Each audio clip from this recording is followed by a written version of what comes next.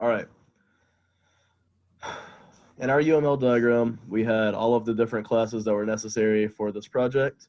The backend driver calls on all the different classes and methods in those classes to make the program run, and it contains a main which allows it to run.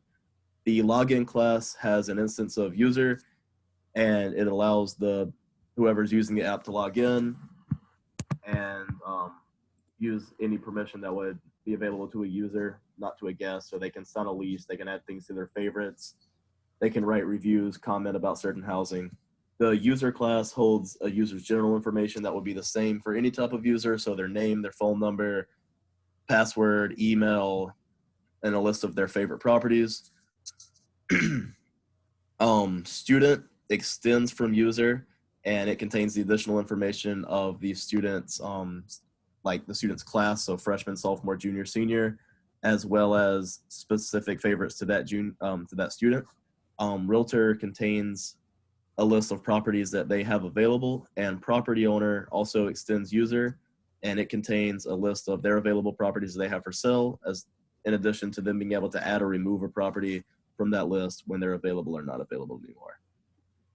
Our properties class contains all the relevant information for a specific property. So the name of the property, its address, the owner, whether it's a house or an apartment, the suite type, the number of units available, the price per month, the amenities, the average rating that users have given it, and a list of its reviews and whether it's available or not. In addition to that, with all the access and mutators, there's the ability to print off the information about the property, print off all the amenities in the property, tell whether it's equal to another property by name, and sign a lease for that property. Review calls on multiple different classes, including property, to write a review for the property. It calls on student or property owner, depending on which one is writing a review, but it essentially allows them to give it a rating from 1 to 5 stars and write comments about the property, what they liked and they didn't like. We have 2 enumerations, the property types, which tells whether it's an apartment or house, and amenities, which is all the potential amenities for a property. We have our JSON files for users, amenities, properties, and reviews that generate certain instances of those.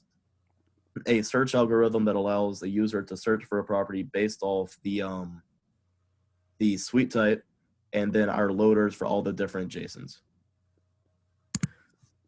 All of these can be seen in our code. We called the same methods that were listed in all of the classes in the UML.